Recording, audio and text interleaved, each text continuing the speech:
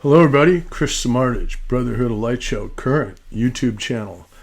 And we're going to continue with our late 60s, early 70s rock concert show. And we're going to feature one of my favorite guitar players. Let's check it out. So here's the show. And the guitar player, singer, songwriter is Tommy Bolin. An extraordinary talent and rock guitar legend.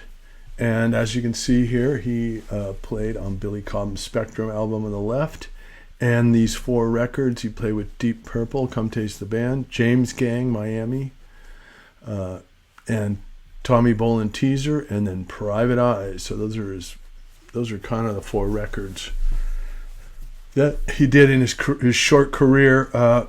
He was born on August 1st, 1951, and he shares a birthday with none other than Jerry Garcia, and they both have this non-compromising guitar style music songwriting, and they were both not willing to go commercial and do their music that they loved to do. So there's a similarity in that. Plus they're both very unique sounding guitar players, different than anybody else, so they share that in common also. So let's check out a little history on Tommy here. So as you can see on this map, Tommy was born in Sioux City, Iowa, where the star is, in the middle of the country, literally in the middle of nowhere.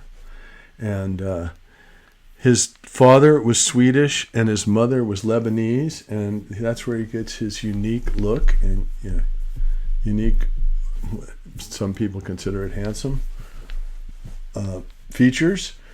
So there's the first band he played with, Danny and the Triumphs, and he got his first guitar at 10, and he played in his first band at 13. And then he played in Patch of Blue. You can see him in the center holding the guitar, but he ended up being the keyboard player for Patch of Blue. And when he was 15, he ended up going to school in Iowa, and they wanted him to cut his hair.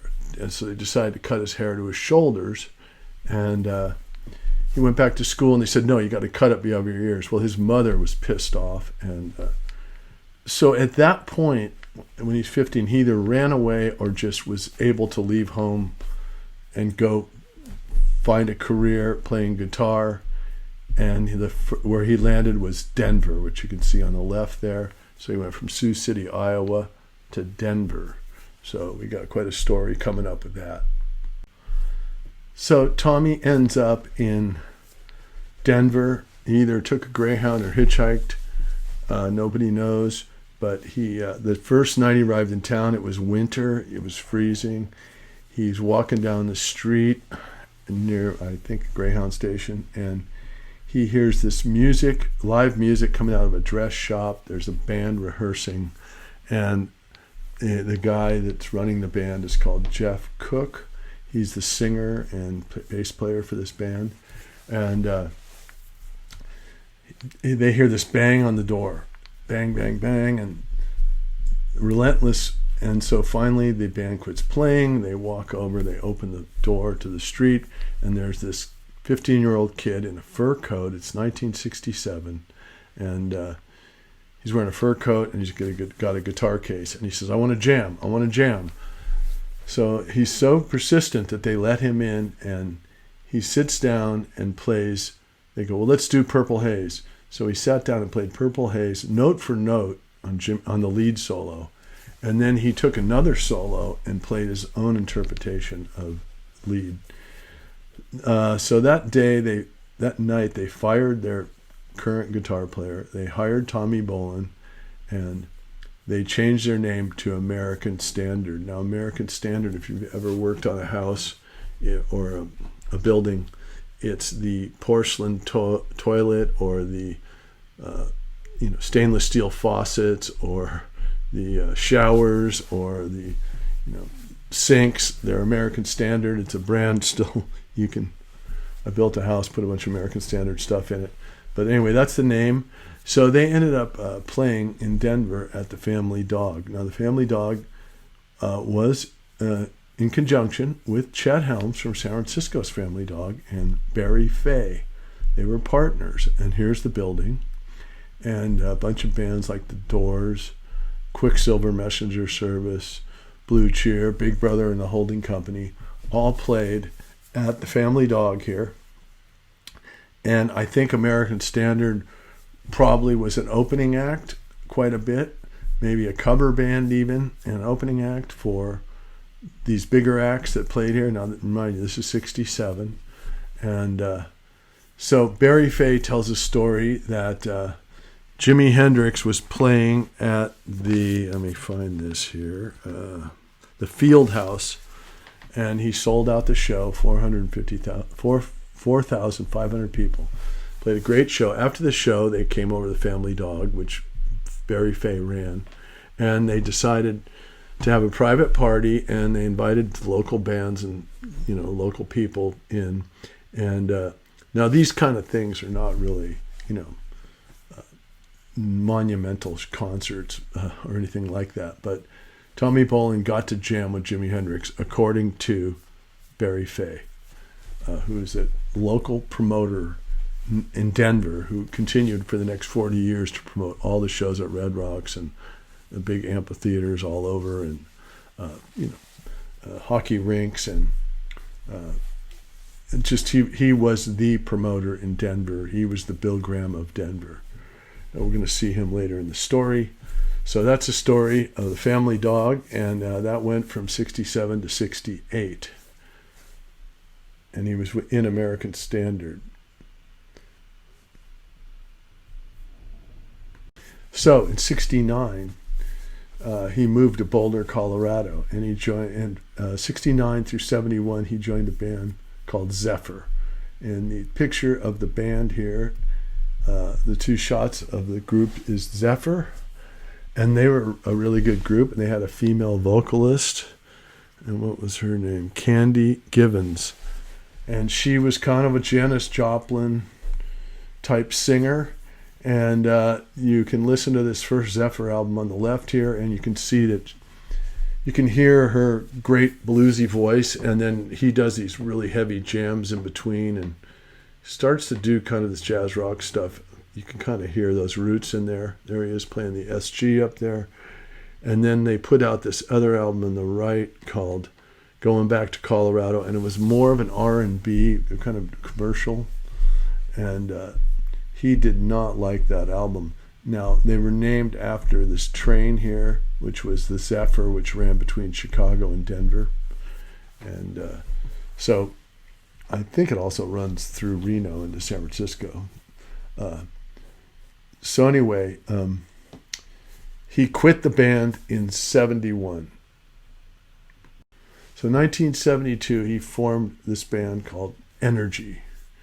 And he brought back Jeff Cook, who was a singer of American Standard, who was the guy that brought him into the music business in Colorado. And they put this band together, and these guys were really good. And they were a fusion jazz rock blues band. They backed up Albert King, John Lee Hooker, and they'd play gigs like that, probably at the Family Dog and other venues for Barry.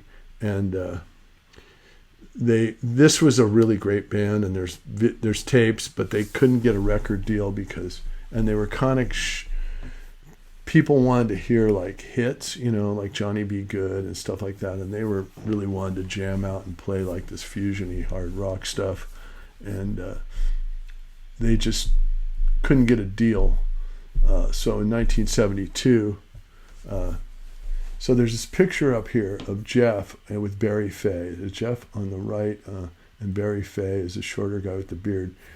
And Jeff became a co-writer for Tommy on his next few albums, or his solo albums, and a Deep Purple album he did. So we're going to get into what he did next. So Joe Walsh, he had a reputation as a really great guitar player out of Denver, and a lot of the bands that he opened up for thought he was really good.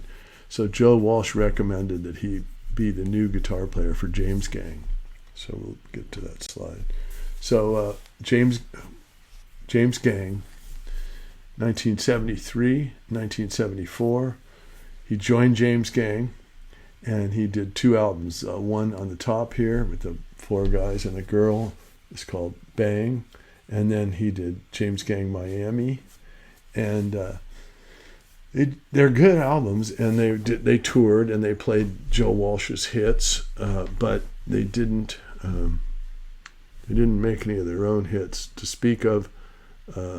They're on Don Kushner's rock concert right here, and on television, the picture on the right, and you can see it on YouTube. There's like a 20-minute video where they play 2 James Gang songs and 2 of their originals, and the originals are definitely influenced and written probably by Tommy. They've got a different sound to them.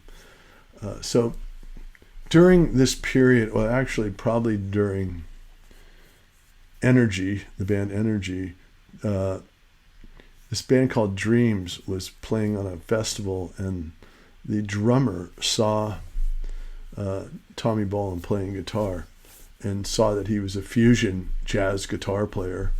So he asked him to come in and play on this 1974 album. Here we go. So the guy is Billy Cobham, and he plays on Billy Cobham's Spectrum. And this is just an incredible record. And he ended up playing probably... he wrote most of these songs. He's playing about 2/3 of the record. And he was just able to do this fusion jazz rock with this Jan Hammer and Billy Cobham. And so back in the day when my buddy was working at a record store in Lake Tahoe, he goes, God, you got to hear this album, man. It's really great. And we listened to Spectrum, and we're like, who's this guitar player, man? This guy's just off the hook. And a lot of other musicians like noticed it, including the guys from Deep Purple, David Coverdale, and Ritchie Blackmore thought he was really good and more or less endorsed him. So now he's also Barry Fay becomes his manager. So he's going to do a solo record. So he ends up recording the solo record, and at the same time he gets hired to be the guitar player for Deep Purple since Ritchie Blackmore has left the band. So now he's got it's 1975, and they're going to release both records basically at the same time, and he does this record with Deep Purple called Come Taste the Band. And what you end up with here is basically you got 2 members of Deep Purple, the drummer and the keyboard player John Lord, and then you've got David Coverdale, who went off to Whitesnake, do a huge career. Glenn Hughes, who's played with everybody and they've known as the voice of rock. He's the bass player and second singer. And then you've got this great, unique guitar player, Tommy Bolin. It's really a super group. They could not go out in a new name. They would have had to start over again. So, and of course, Deep Purple was one of the biggest bands at that point. So they just went back out as Deep Purple. And of course, Bolin and Coverdale had problems because, the audience is yelling "smoke on the water," and, neither of those guys had written those songs. So they're having to sing other people's music and people yelling, "Where's Ritchie Blackmore?" So it's kind of a really tough thing for Bolin to play live at times.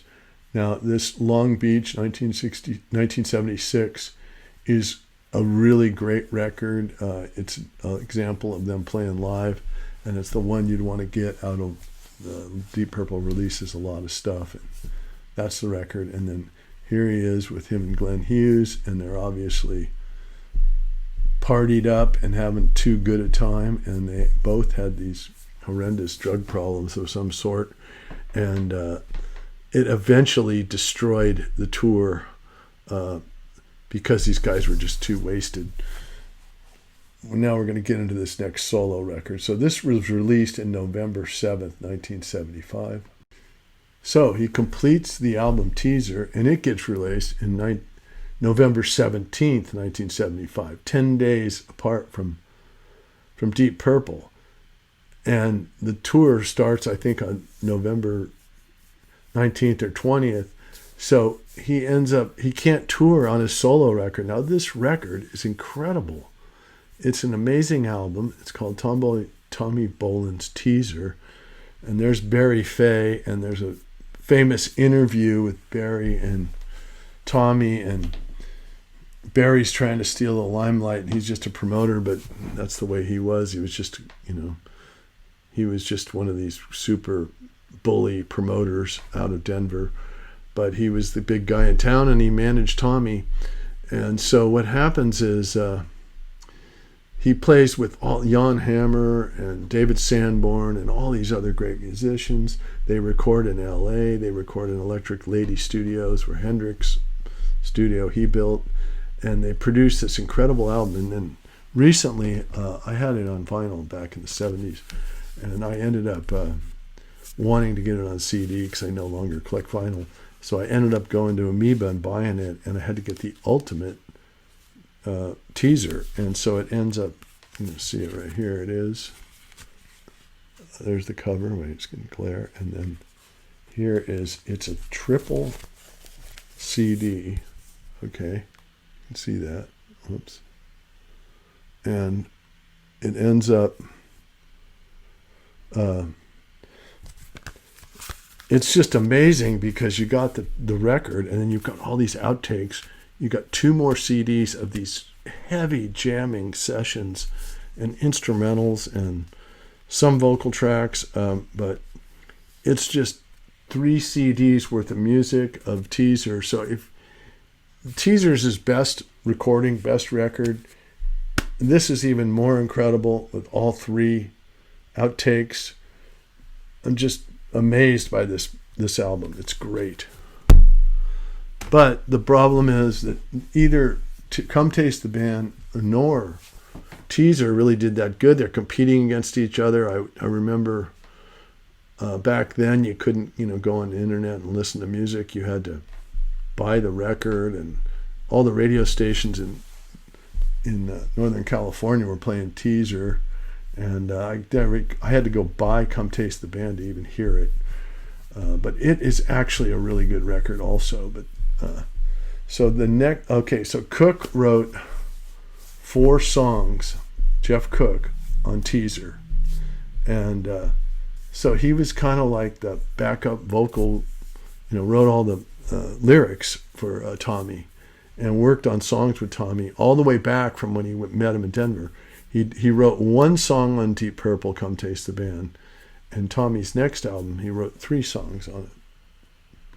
So after the Deep Purple debacle, he makes this album, Tommy Bolin, Private Eyes. Great album. And so now if Teaser and Private Eyes, they're all over the map. There's a fusion song, there's an instrumental, then there's like a love song, then there's Sweet Burgundy, and there's a reggae-ish song. And so he was just a really versatile musician and was not afraid to do a bunch of different types of music.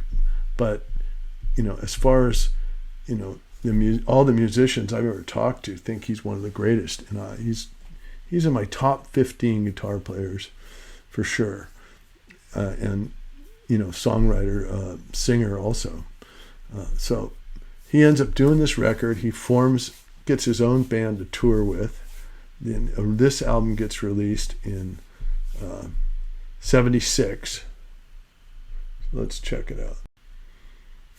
So here it is. Here's his 2 records, and there's the band he's got, and he goes on tour. And I luckily got to see him play in San Francisco in May of 76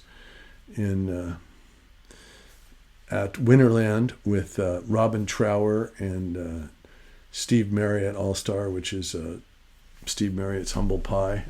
And Now this one here called Tommy Bolin, The Ultimate, is a 2-disc set, which I have right here, so you can see it, and it's got more or less the history of Tommy Bolin.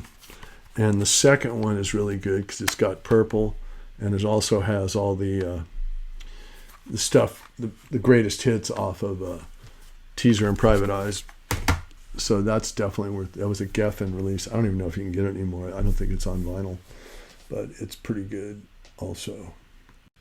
So now Tommy is touring. He's opening up for bands like Peter Frampton and then Jeff Beck. And so in December, he's playing on a Jeff Beck tour, and they're down at Miami, and they played a gig, and there he is, him and Jeff Beck, on December 10th, right there, that picture of them. And there's his guitar with the American flag that he played, and there he is playing it, and there he is, and you can see he's just a good-looking, happy-go-lucky guy, and he ends up ODing in some hotel room, partying with a bunch of people, and they try to revive him, and they do, and then they lay him out on bed, and he supposedly passes out again, and they got the paramedics, but it was too late, and he didn't make it, and another rock and roll tragic death. And so 10 days later, he was buried in Sioux City, Iowa, and there's his tombstone with his 2 great albums out in front of it, and just, one of the greats, and a musician's musician, and went way too soon. So I highly recommend you guys, if you haven't heard Tommy Bolin, check out these records. Billy Cobham's Spectrum. If you like jazz rock, come taste the band. It should be it's a super group when you look back at it and see all the members who are in it. And then Teaser, of course, Private Eyes, and then James Gang Miami is probably pretty good too. I'm not too familiar with that one, but definitely those first 4 are the ones. So I'm going to sign off. Check it out. One of my favorite guitar players of all time, Tommy Bolin, and God rest his soul. Signing off.